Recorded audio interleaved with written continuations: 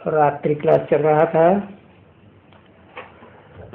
6/12/1968। दूसरे पेज के मध्य में बात चल रही थी। शरीर रूपी वस्त्र नया होता है और पुराना होता है। इस सृष्टि रूपी रंगमंच पहले नया कपड़ा पहनते हो, फिर पुराना होता है। तो जीवन भी कभी पुराना होता है, कभी नया होता है। नवयुग में नया जीवन,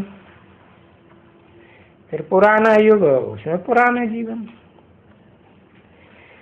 तो ये समझने की बातें हैं। कोई भी बात में किसी बच्ची को पढ़ाई में कोई मुश्किल हो तो बताओ, सन्मुख आते हो। किसको भी कोई तकलीफ होती हो इस पढ़ाई में, कोई सब्जेक्ट बिल्कुल ही डिफिकल्ट है तो समझना मुश्किल होता है, तो टीचर के सन्मुख आकर के क्लियर कर सकते हैं। कभी कभी पेपर्स निकलते हैं ना, और वो परीक्षा के पेपर बाहर से आते हैं, तो बच्चे बोलते हैं पेपर्स बहुत डिफिकल्ट हैं। ऐसे होता है ना, बहुत डिफिकल्ट पेपर आए हैं। इससे तो लगता है कि बहुत नापास हो जाएंगे।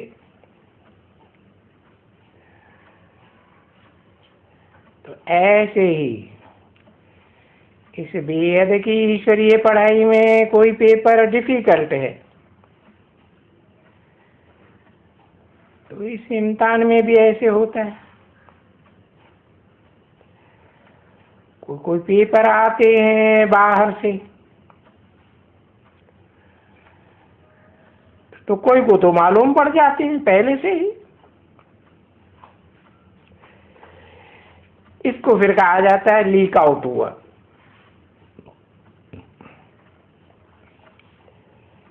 और जब लीक आउट हो जाता है तो फिर वो पेपर बंद कर देते हैं।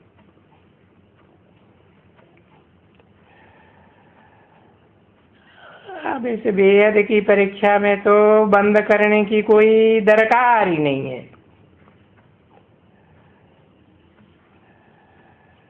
क्यों?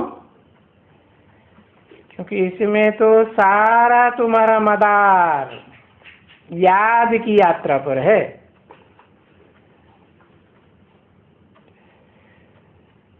चौरासी के चक्कर की याद की यात्रा।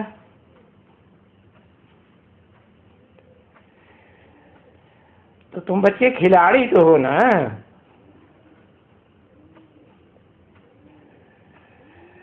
तुम बच्चे जान गए हो कि तुम्हारा खेल कौन सा है।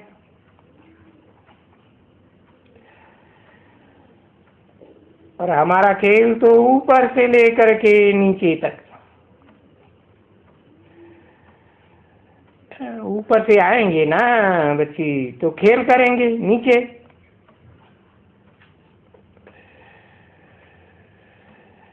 पहले तो घर याद आएगा ना कि हम आत्माएं ऊपर से आती हैं। ऊपर से आती हैं, फिर यहाँ आकर के पार्ट बजाने के लिए शरीर लेते हैं।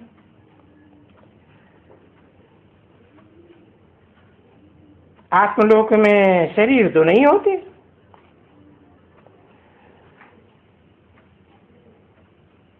तो तुम बच्चे ये सब जानते हो, इसलिए सभी आस्तिक हो। तो जब तक याद करते हो तब तक आस्तिक हो,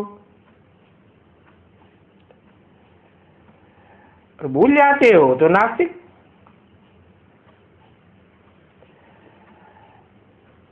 अभी तो तुम घड़ी घड़ी आस्तिक होते हो। तुमको आस्तिक कौन बनाते हैं? बेहद का बाप आकर के आस्तिक बनाते हैं। फिर नास्तिक कौन बनाई देता है? माया करके नास्तिक बनाई देती है? आधा जीत लेती है। तो देखो, बाप तुमको आस्तिक बनाते है, विश्व के राजभाग का मालिक बनाते, और माया आधे में जीत पहन करके ले जाती है गड्ढे में।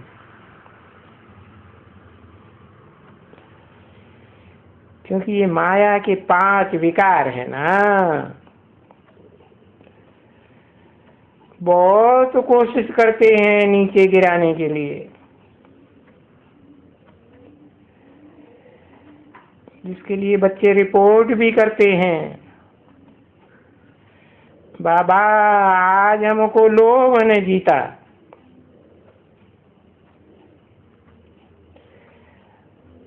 आज मोह ने जीता, आज क्रोध ने।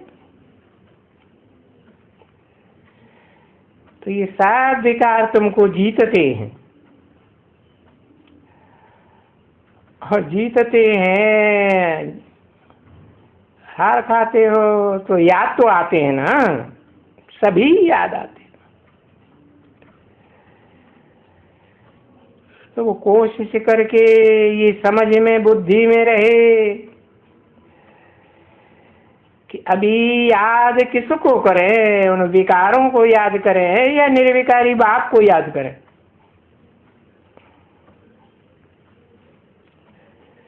ये तो जानते हो कि इन आंखों से जो कुछ भी देखते हैं वो तो तुम भक्ति मार्ग से ही जानते हो। भक्ति मार्ग में लिखा है ना, गो गोचर जहाँ लगे मन जाई, सो सब माया जानो भाई। गो इंद्रियों को कहा जाता है। इंद्रियां ये जहां जहां तक इस दुनिया में विचरण करती हैं, और जो कुछ है ये आंखें देखती हैं, वो सब माया है। ये माया भी दुनिया दिखावे की, ये जो इतनी सुंदर दिखाई पड़ती है, ये सब कब्रिस्तान बनने वाली है। कब्रिस्तान बनेगा तो कुछ होगा ही नहीं, कुछ भी नहीं होगा। फिर क्या होगा? इस आसमान को भी याद नहीं करते हो, जो आसमान वास्तव में है कुछ भी नहीं। पकड़ना चाहेंगे तो मुट्ठी में आएगा नहीं। तो ये सूक्ष्म दृश्य होता है ना आसमान का।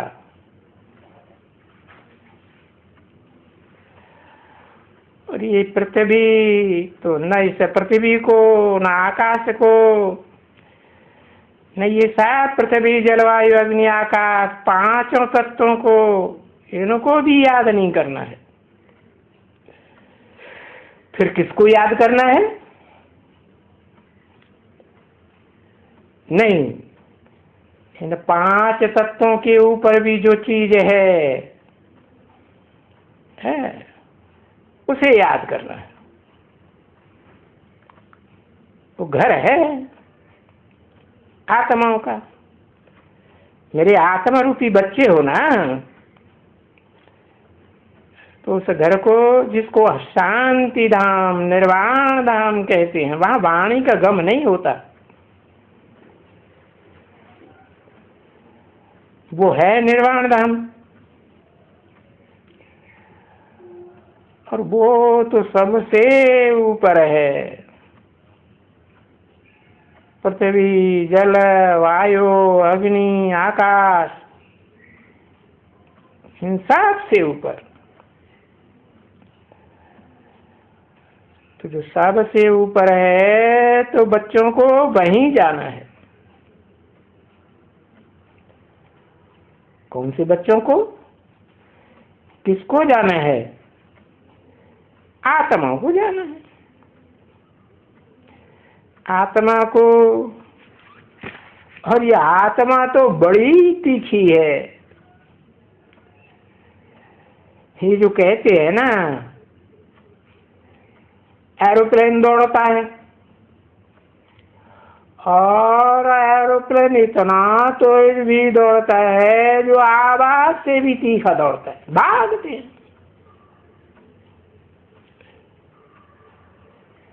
6/12/1968 की रात्रि क्लास का 30 अभी। अरे पर उसे स्थूल एरोप्लेन से भी तीखा है ये आत्मा रूपी एरोप्लेन। ये तो बहुत तीखा दौड़ता है, और है ये बहुत छोटी चीज है। तुम लोगों ने कभी आकाश में उड़ता हुआ रॉकेट देखा है? एरोप्लेन बड़ा दिखाई पड़ता है या रॉकेट बड़ा दिखाई पड़ता है? ज्यादा छोटा कौन सा होता है देखने में? रॉकेट बहुत छोटा दिखाई पड़ता है। तो यहाँ इस दुनिया से उठ करके ऐसे ऊंचे चले जाते हैं जो इतनी दूर ऊंचाई में चले जाए कि दिखाई ही नहीं पड़ता। फिर भी कोई कोई बच्चों ने देखा जरूर होगा, है वो नदी दिखाई पड़े तो वो निशान छोड़ता जाता है। क्या क्या निशान छोड़ता जाता है? हाँ, धुआं छोड़ता है ना। है तो ऐसे कि ये धुएं को जैसे देखा जा सकता है। तो वो रॉकेट होते हैं, है तो भी वो बहुत तीखे होते हैं, और उस रॉकेट से भी है ये देखो एरोप्लेन कितना तीखा जाते हैं आजकल। तो सबसे तीखी तो ये आत्माएं हैं। आत्मा रूपी एरोप्लेन कहो, बहुत छोटी, बिल्कुल कहाँ भी जा सकती है। एक सेकंड में शरीर छोड़ा और ये विलायत में कहाँ की कहाँ चली जाती है, पृथ्वी के दूसरे छोर तक जाकर के जन्म लेती है। तो पता नहीं पड़ता है कि ये आत्मा कहाँ से आती है? हो तो फिल्म वालों ने गीत बनाए दिए, दुनिया से जाने वाले जाने चले जाते कहाँ। अरे कहाँ चले जाते हैं? वो कोई स्थूल चीज है जो तुम्हें दिखाई पड़ेगी? तो पता नहीं पड़ता है कि आत्मा कहाँ से आती है। अनेक में कोई बताओ? नहीं। अरे रास्ता तो एक ही होता है, कोई अनेक रास्ते थोड़े ही होते हैं। अगर अनेक रास्ता हो तो फिर इसको शिव की बारात क्यों कहें? वो तो एक ही रास्ते से जाती होगी बारात, है।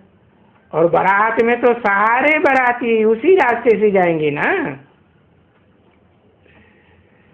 इधर से उड़े और जैसे मक्कड़ जाते हैं ना, उड़ते हैं। तो देखो ये मक्कड़ कितनी बड़ी बारात लेकर के जाते हैं। मधुमक्खी देखी है? मधुमक्खी की रानी उड़ती है तो कितनी बड़ी बारात लेकर जाती है। यहाँ कभी तुम,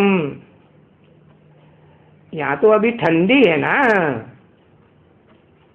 पहाड़ पर तो ठंडी ही होती है।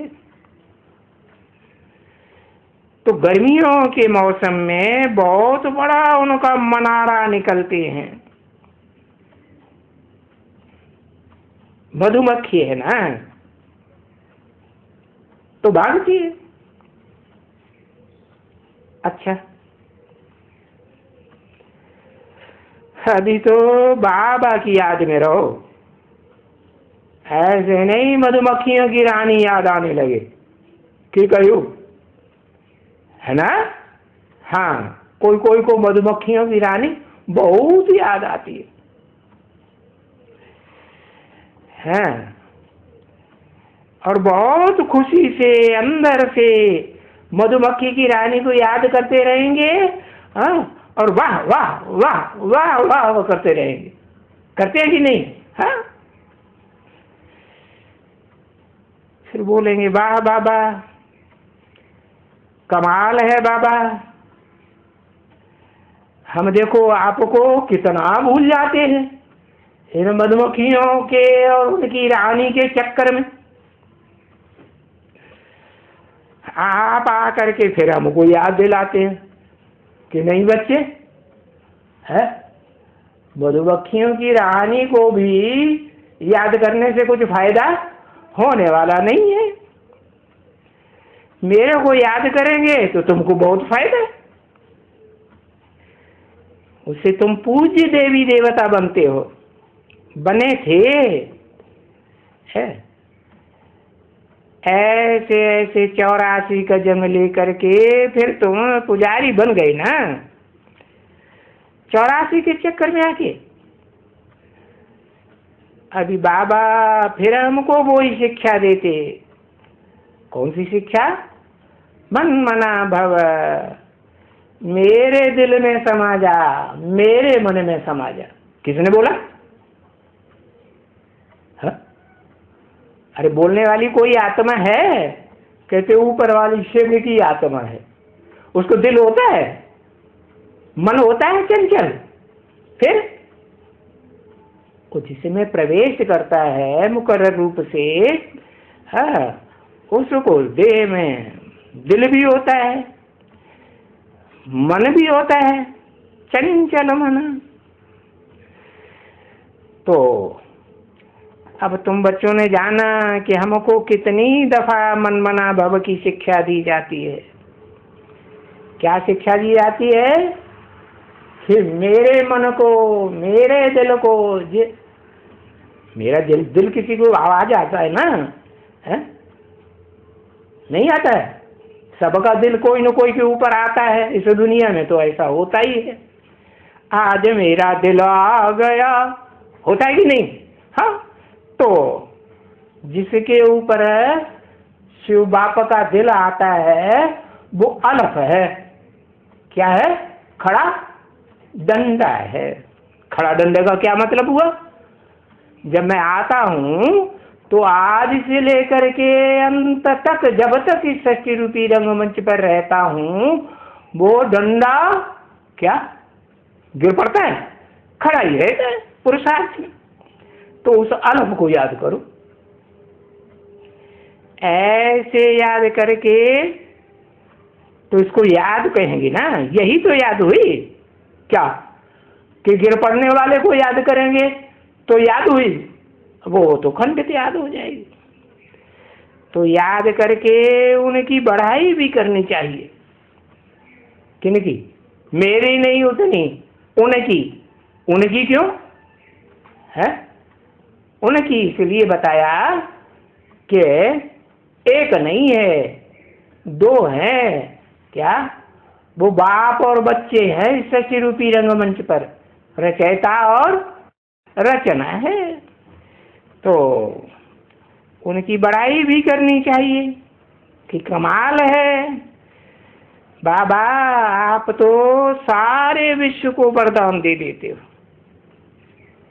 कौन सा वरदान?